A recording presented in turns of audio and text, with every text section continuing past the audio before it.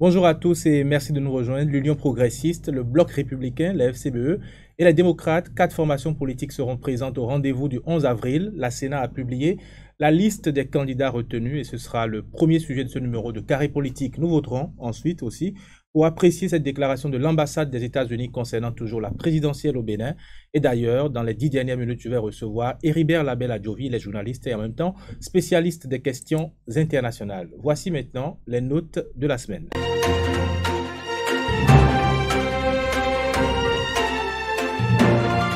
Voilà, nous allons voter pour ces différentes actualités. Oui, vous avez votre calepin, vous allez chercher la note que vous voulez attribuer. Je pense que ce sera la même chose aussi du côté de Jos Perzo Anago Wow.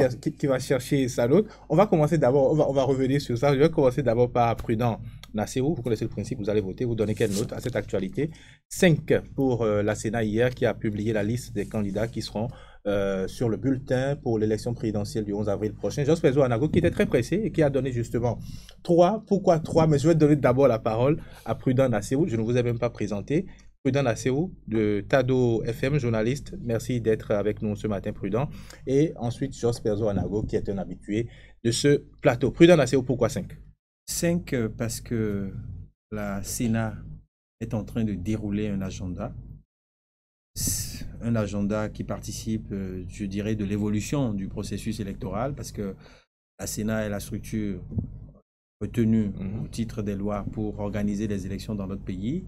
Cette Sénat a déjà organisé les législatives, elle a organisé dernièrement les communales et actuellement, elle se prépare pour tenir l'élection présidentielle qui est une élection majeure dans notre pays. Donc, elle avait annoncé ou publié un agenda qui est en train de se tenir. Donc, conformément à cet agenda, les candidatures retenues ont été précisées à la presse hier soir, comme vous l'évoquiez.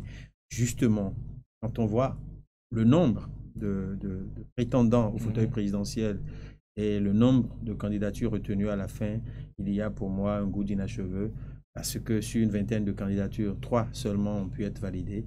Et je trouve que Oui, ce mais n'est pas... ce que vous décriez là n'est pas imputable à la Sénat. En principe, comme vous l'avez dit, la Sénat a organisé déjà 2 élections et à la troisième élection depuis, mettons, 3 ans. En principe, vous devez donner plus à la Sénat, qui déroule correctement son agenda. Oui, la Sénat déroule correctement son agenda, mais il y a quand même, je dirais, quelque chose qu'il faut décrier dans ce qui s'observe au niveau justement de l'enregistrement des candidatures.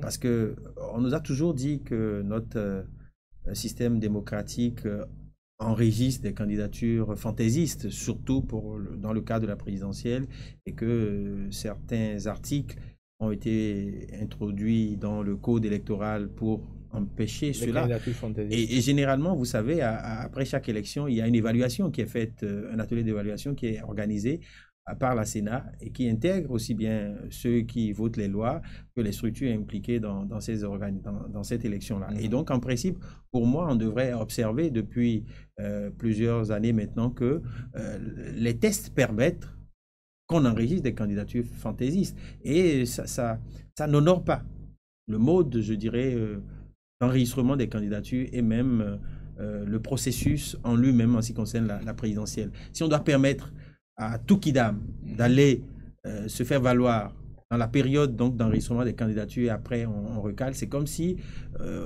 on étouffe les ambitions. Or, en principe, les tests devraient empêcher justement tout plaisantin à ne pas franchir les portes pour gonfler le nombre de prétendants au fauteuil présidentiel, d'autant que nous savons que beaucoup parmi eux n'avaient pas souscrit aux exigences Je ne sais pas si, de la complétude des tests. Jos Perzo Anago sera totalement d'accord avec vous. Il disait tout à l'heure, l'enregistrement des candidatures, vous l'avez évoqué, c'est du 1er au 4 février. On avait 20 candidats. À l'arrivée, nous avons 3 Jos Perzo Anago. Beaucoup disent déjà que c'est un recul. Pour vous, est-ce un recul? Un véritable recul et je ne partage pas le point de vue de mon père. Donc, d'abord, quand on remonte un peu plus loin dans notre histoire, la pléthore de candidatures n'a jamais fait de mal à une élection. Elle s'est poursuivie et la sélection s'est opérée. Alors, quel vocable accorder aujourd'hui au processus que nous avons enclenché et qui n'a rien de démocratique dans la mesure où certains citoyens de ce pays sont déjà considérés a priori comme étant des plaisantins. Non, je ne pense pas qu'il y ait des plaisantins.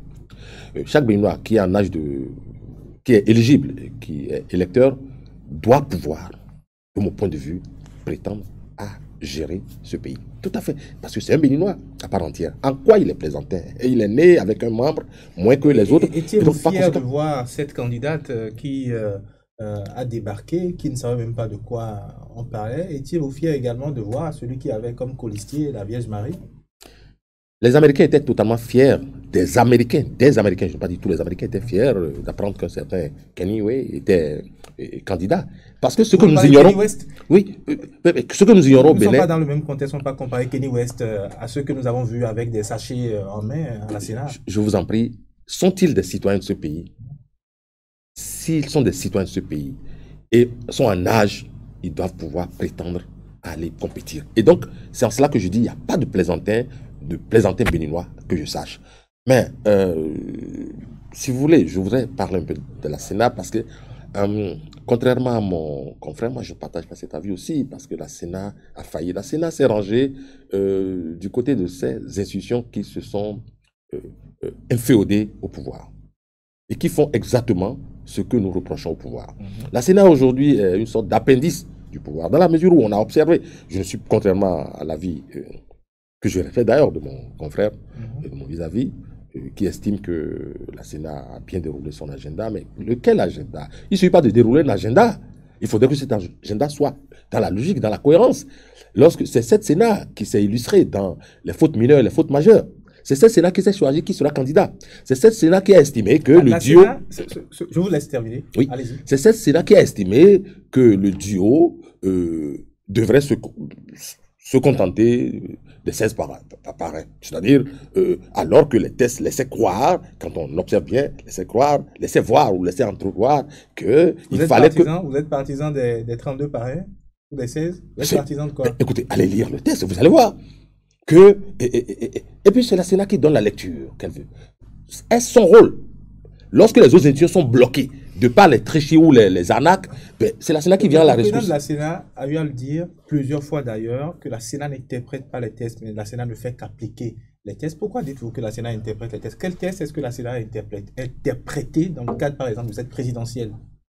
Je voudrais, pour édifier les téléspectateurs, remonter un peu en arrière et dire, en termes d'interprétation, cette affaire de faute mineure ou de faute majeure, c'est une interprétation de la loi, parce que la loi dit c'est ceci ou c'est cela. Mais la Sénat a estimé que c'est des fautes mineures ou des fautes selon la tête du client. Ça, c'est une mauvaise interprétation. S'agissant du cas précis de la présidentielle, vous n'êtes pas sans savoir qu'au détour de quelques explications vaseuses, la Sénat a laissé entendre que le duo se partage les 16. Ça fait alors 8 par candidat. Les tests n'ont jamais mis 8. On dit, celui qui est candidat, celui-là qui est candidat, doit pouvoir rassembler les 16 pour parler de façon triviale. Mais ça n'est pas le cas. Donc la Sénat a bien interprété. Joseph Anagua a évoqué beaucoup de sujets. D'abord, le processus qui n'est pas démocratique selon lui. Est-ce que nous sommes dans un processus démocratique d'abord, et puis ensuite on va revenir au parrainage, au nombre, et puis on repartira vers l'appréciation que vous faites du traitement qui a été celui des dossiers à la Sénat.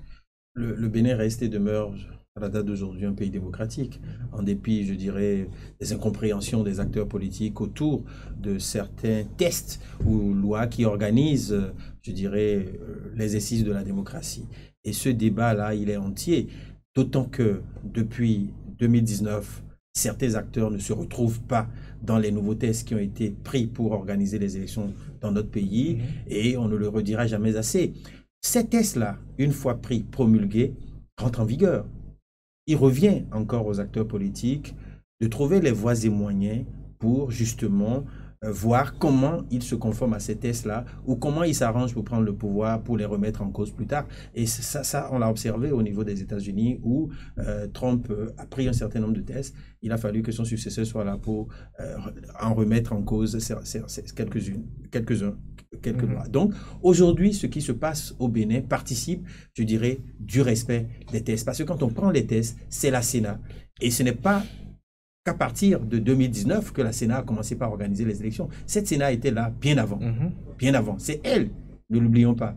En tout cas, Vous êtes surpris par les commentaires de Jos Perzo sur la qualité du travail qui est fait à la Sénat, puisque pour beaucoup, la Sénat s'est professionnalisée dans le temps. Bien sûr, la qualité du travail. D'ailleurs, ceux qui sont là, ce sont des gens d'expérience. Comme je l'ai dit, ils ont une certaine pratique. Ils ont organisé la présidentielle de 2016. Ils veulent organiser la présidentielle de 2021. Et ce qu'on leur reproche, en principe, devrait prendre sa source dans le travail qui leur est confié. Et sur le travail qui leur est confié aujourd'hui dans notre pays, c'est la Sénat qui organise les élections. La question donc des tests électoraux relève du législatif. Et ce sont encore les députés actuels qui ont, je dirais, toiletter ces tests-là en 2019 pour permettre la tenue aussi bien donc, des élections communales que de la présidentielle à venir. Et on a remarqué que le législateur béninois est très jaloux sur cette prérogative. D'ailleurs, elle s'est empressée. On va dire que le législateur, il s'est empressé justement pour prendre une loi modificative et interprétative qui a permis donc l'élection des maires. Et aujourd'hui, je pense que si la Sénat transgresse les exigences des tests électoraux, il revient encore à la Cour constitutionnelle ou aux citoyens de saisir la Cour constitutionnelle. Donc moi, je trouve aujourd'hui que la Sénat est dans son rôle. Sur la question des fautes mineures. Non, pas les fautes mineures. Sur la question du parrainage, qu'est-ce que vous répondez à Jos Perzo Anago qui estime qu'il faut 32 parrains et qui s'aligne un peu derrière ce que dit Amisetou Afo Diobo et le groupe national de même contact. Pas plus tard qu'hier, Rekia Badou. Je pense que s'il revient encore au juge constitutionnel de trancher cette question-là. Mais en réalité, l'orientation qui est suivie aujourd'hui a été donnée par la Sénat, donc l'organe compétent pour tenir les élections. Et on l'a vu en ce qui concerne l'article, je crois, 142 qui concerne justement l'attribution des sièges. La Sénat avait déjà tranché cette question-là si on s'en tient aux élections législatives. Et je pense qu'il revient encore à cette structure-là, dans la pratique, dans notre pays, de départager les gens. Si la Sénat dit que dans sa compréhension des choses, il faut 16, il revient au candidat en liste de présenter les 16. Et justement, j'estime que ceux qui aspirent à diriger notre pays doivent être aussi futés, aussi compréhensifs et respectueux de nos tests. Il ne revient pas. Les citoyens ordinaires peuvent être des plaisantins, mais les candidats à l'élection présidentielle qui aspirent à diriger la nation béninoise, pour moi, devraient se conformer aux exigences des tests. Et sans justement dénigrer nos concitoyens, moi j'estime que dans le lot de ceux qu'on a vus à la Sénat, il y avait des gens qui étaient là pour amuser la galerie. Même si... On va revenir justement sur ces candidats tout à l'heure. Sur la question du parrainage, Jos Perzo Anago, beaucoup estiment aujourd'hui que cette rhétorique récurrente sur le nombre de parrains qu'il faut avoir tient du fait que certains acteurs aujourd'hui de l'opposition veulent tout faire pour bloquer le processus électoral et empêcher la tenue du scrutin. Est-ce que vous avez entendu cette affirmation et est-ce que ce n'est pas ce qui est en train de se passer? C'est une assertion. C'est une assertion. Ça a beau être affirmé, ça reste une assertion bancale d'ailleurs, dans la mesure où aujourd'hui, s'il revenait au pouvoir de décréter le choix d'un président, ou alors qu'on se réveille au petit matin, au saut du lit, on nous apprendra que tel est le président de la République, sans qu'il y ait élection, cela passerait, puisque on a observé ce qui s'est produit pendant les législatives, qui est complètement, c'est-à-dire contraire aux règles et aux normes. Parlons de la présidentielle. Oui, parlons de la présidentielle. Oui. En quoi l'opposition, ou alors ceux qui s'opposent à un certain nombre de choses qui sont greffées à ce système. À cause simplement du timing, puisque les formulaires ont été distribués aux parrains depuis des mois. Oui. La Sénat a expliqué comment elle comprenait le mécanisme du parrainage et a détaillé le mode opératoire depuis des mois. À aucun moment, on a entendu dire qu'il fallait 32 parrains et ce n'est qu'à quelques semaines de la présidentielle, ou après même le dépôt des dossiers, qu'on a commencé à entendre maintenant qu'il faut 32 parrains. Ce que j'ai observé aussi pendant ces périodes crucial, c'est que les différents acteurs ou protagonistes choisissent les sujets qui leur semblent intéressants. Dans la mesure où certains acteurs sont déjà intervenus sur ces aspects, sur d'autres, mais c'est-à-dire au rythme des exigences ou au rythme des contraintes, on remet en surface. Parce que si vous revoyez un peu certains reproches ou certaines allégations portées par l'opposition ou certaines personnes critiques, vous allez voir transparaître ces détails-là. Mais aujourd'hui, c'est plus que de nature à frustrer les uns les autres dans la mesure où les tests, qu'en fait-on? Et puis, tout à l'heure, vous avez parlé d'une loi rectificative ou complétive et tout le reste. Vous voyez, lorsque tout à l'heure, mon confrère me dit que les tests sont des tests, il faut les respecter. Et les tests, certains ont la latitude de les modifier quand ça leur plaît, à tout moment et à tout venant. Dans ces conditions... Quand vous dites certains, oui. il faut rappeler que ça a été fait à l'Assemblée nationale, que l'Assemblée nationale a la prérogative pour voter les tests. Évidemment. Oui. Et c'est ce pourquoi je voudrais dire ceci, et je ne m'éloignerai pas de cette réalité dans la mesure où ce n'est pas parce que c'est une loi qu'elle est bonne. On peut prendre les plus mauvais tests dans des contextes qui vous favorisent et les imposer au reste. Et c'est cela aussi le drame que nous vivons aujourd'hui. Parce que de vous à moi, il y a des tests aujourd'hui qui n'ont pas de raison d'être. Mais parce que c'est des tests qui ont été pris à l'Assemblée nationale, on dit ça passe. Il y a des tests qui ont été promulgués par le chef de l'État et moi je me dis, président de la République, je ne le ferai pas. Parce que c'est chrysogène. Mais pourtant ça a été fait parce qu'il y a un certain nombre d'objectifs qui sont poursuivis et donc qu'on veut atteindre. Et à partir de cet instant, la loi est mauvaise, mais on l'applique, on l'impose aux autres. C'est cela. Il faut qu'on avance très rapidement pour quitter ce sujet, aborder le second sujet de ce plateau. On parlait tantôt des candidatures fantaisistes. Prudent Nasseo, je vais rester rapidement avec Joseph Ouanago avant de revenir à vous. Ça fait quand même 30 ans que nous votons dans ce pays depuis le renouveau démocratique. On a déjà organisé plusieurs élections. La plupart des candidats savent très bien qu'il faut le casier judiciaire et qu'il faut beaucoup de pièces. La seule nouvelle pièce, je pense, c'est bien le parrainage. Mais on a constaté encore en 2021 qu'il y avait des candidats qui ont été déposés leur dossier sans casier judiciaire, sans certificat de nationalité et plein d'autres pièces. Est-ce qu'il n'y a pas de la fantaisie dans ce qui a été fait? Et c'est ce que les gens condamnent justement, Joseph Ouanago. Évidemment, je garderai toujours ma position en disant ceci. Les élections où... Très rapidement. Oui, le droit aux citoyens de se prononcer ou de compétir est un droit inaliénable. C'est un droit qui lui est collé. Et donc, dire que parce que quelqu'un s'est présenté, n'ayant pas eu son casier judiciaire à l'intérieur de son dossier, revient à le traiter de fantaisiste, je dis non.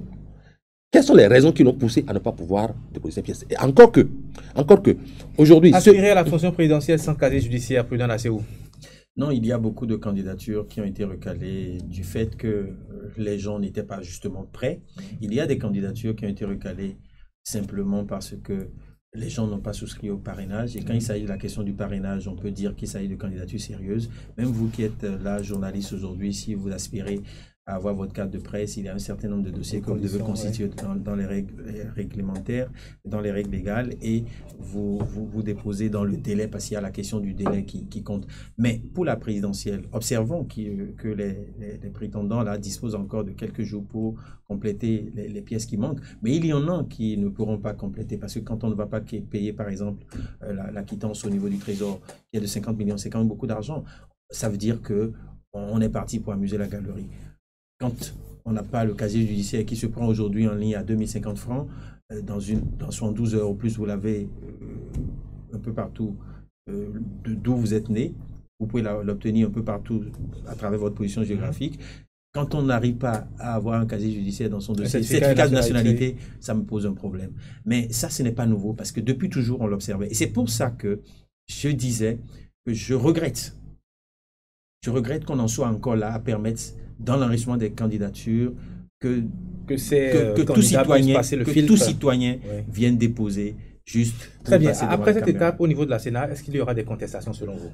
Oui, les contestations. Ce qui frustre ou surprend aujourd'hui, c'est quand même ceux qui ont pu valider leur ticket, parce qu'il y en a qui ne sont pas de gros morceaux face à l'équipe que constitue le président de la République et sa colistière. Donc, quand on prend les autres tickets gagnants, on se dit... est-ce qu'ils font aujourd'hui le poids? Est-ce qu'ils représentent les contestataires? Parce qu'on observe que les candidats de l'opposition, on va dire, radicale, ne s'y retrouvent pas.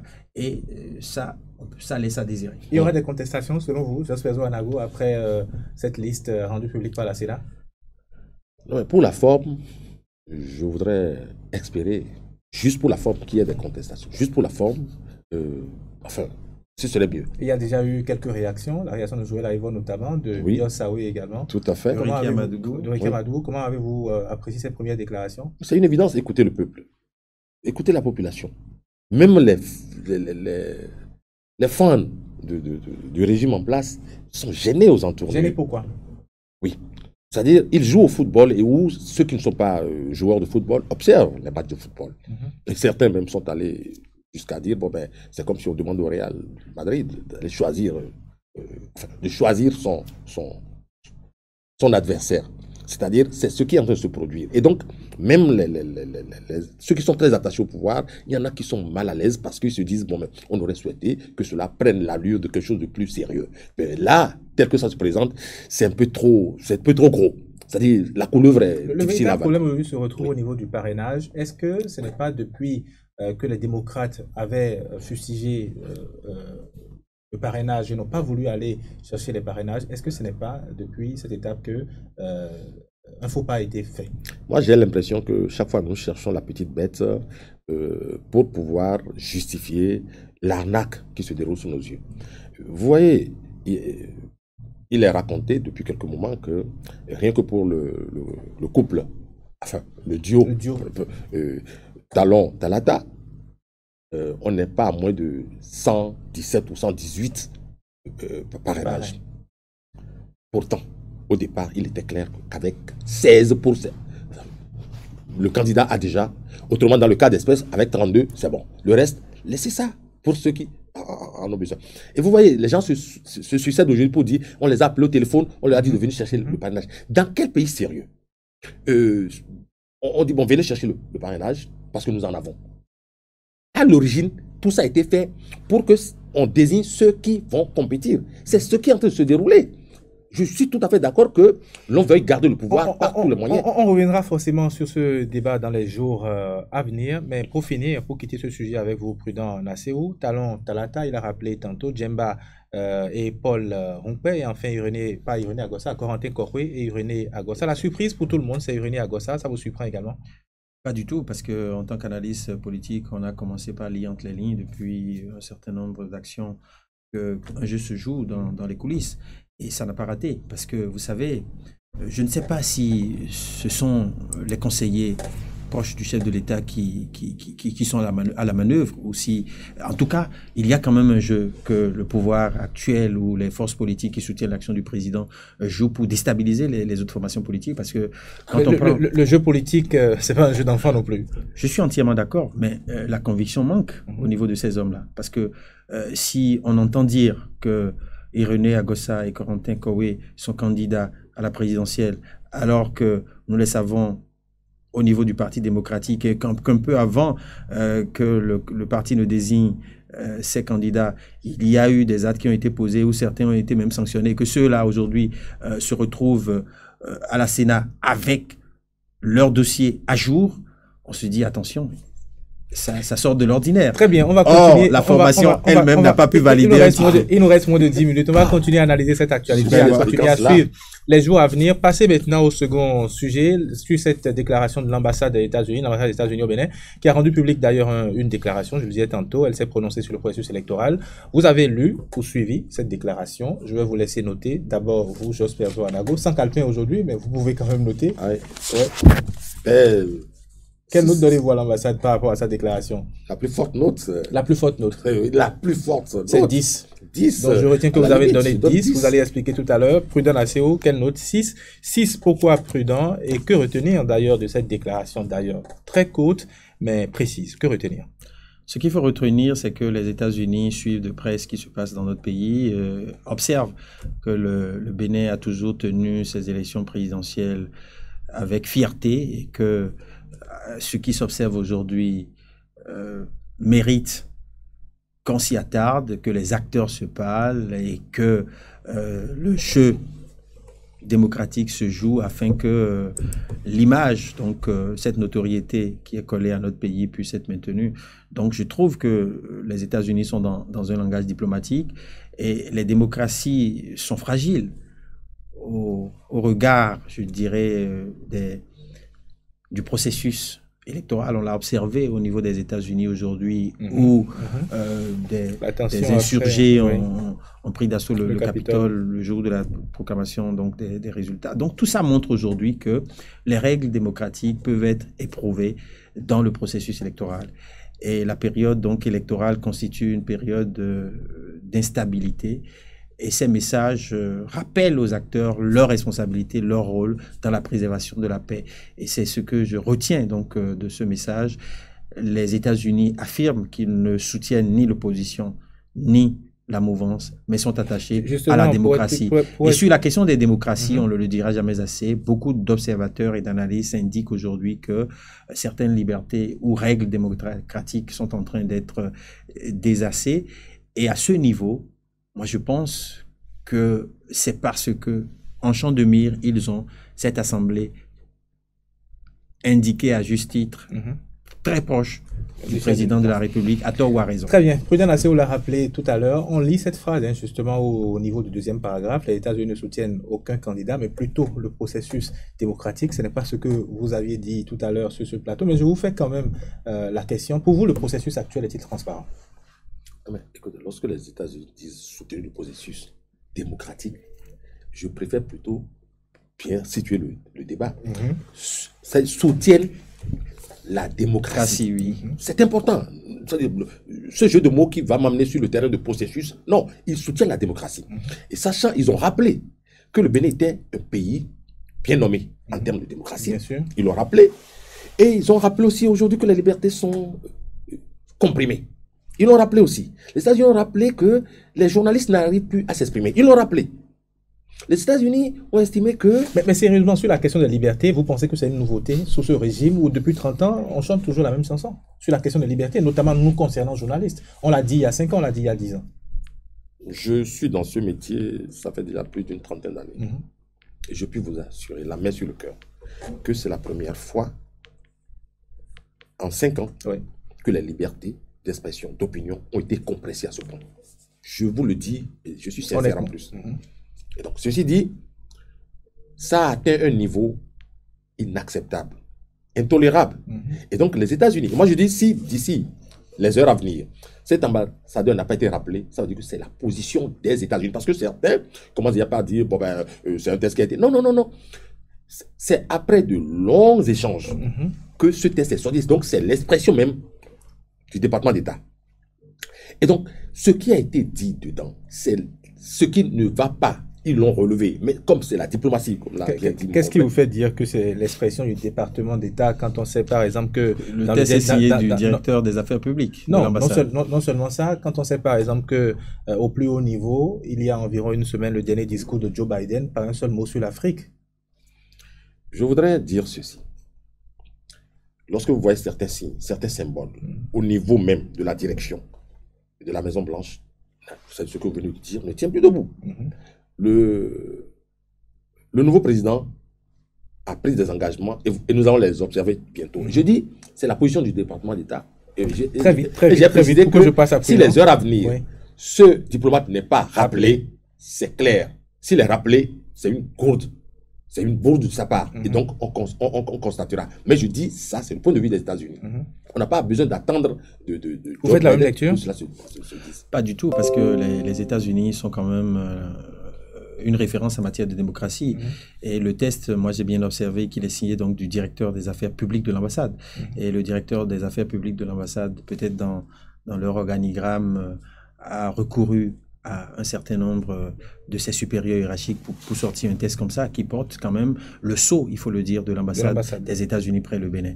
Et moi, j'estime que ce test engage aussi bien l'ambassade que les États-Unis et je ne pense pas qu'il y aura un rappel de Je voudrais quand même évoquer un point abordé dans cette déclaration, ça concerne la violence.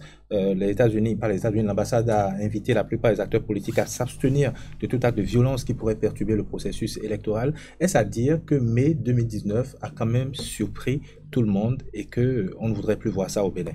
Prudent. Oui, c'est ça. Et cette responsabilité-là incombe aux acteurs politiques eux-mêmes. Parce que vous savez, dans les suites judiciaires qui ont été, on va dire, écourtées, beaucoup de personnalités politiques ont été interpellées.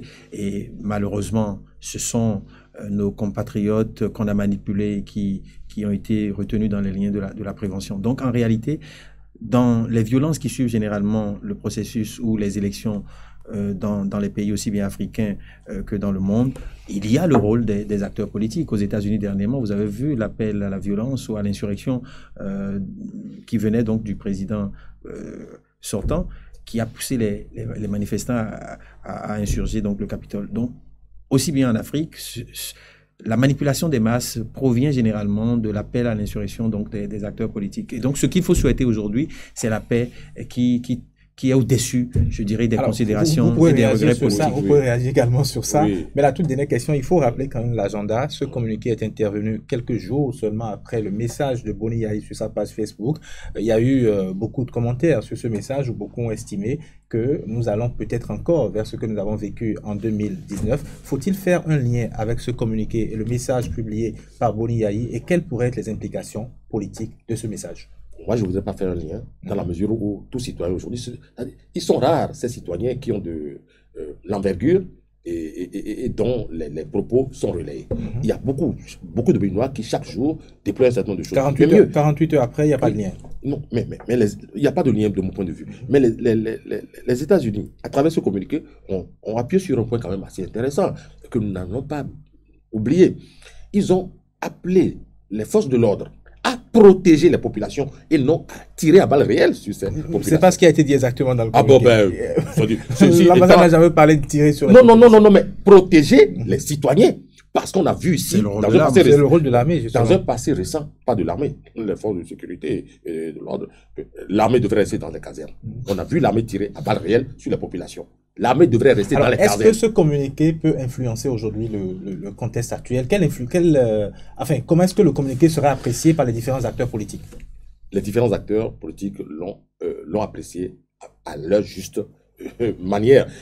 J'attends peut-être une déclaration officielle du gouvernement du Bénin. Je dis bien officielle du gouvernement du Bénin, pas de ministre, enfin, que cela soit... Le gouvernement est porte-parole. Bon, j'attends bien cette réaction-là. Je ne l'ai pas encore, mais je dis, avec ou sans réaction, je pense que chacun doit pouvoir tenir compte. Chacun des Béninois doit pouvoir tenir compte. Parce que c'est au peuple béninois que le communiqué a été adressé. Et donc, chacun doit pouvoir en tenir compte et l'appliquer.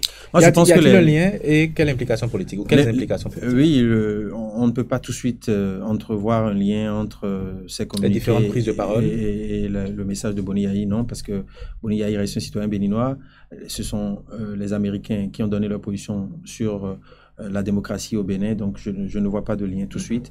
On peut entrevoir un lien peut-être dans la suite. Ce qu'il faut quand même déplorer actuellement, c'est qu'il y a déjà une montée donc de tensions verbales au niveau de certains camps politiques. Et c'est ce discours-là qu'il faut justement régenter pour qu'on n'assiste plus ou que cette guerre médiatique qui a commencé puisse cesser, parce que ce sont des indices qui pourraient nous amener dans le décor. Très bien, merci d'avoir participé à ce plateau. Prudent Nasséou, journaliste de Tado FM, merci. Et Jos Perzo Anago, journaliste, analyste politique et directeur de publication du quotidien La Dépêche. Merci de nous avoir suivis, pas La Dépêche, c'est Perzo, mais La Dépêche. Merci de nous avoir suivis, c'est la fin du numéro 52 de Carré Politique. Juste après, je reçois Héribert Label à Diovi justement pour parler encore de cette déclaration de l'ambassade des États-Unis au Bénin. Merci, à bientôt.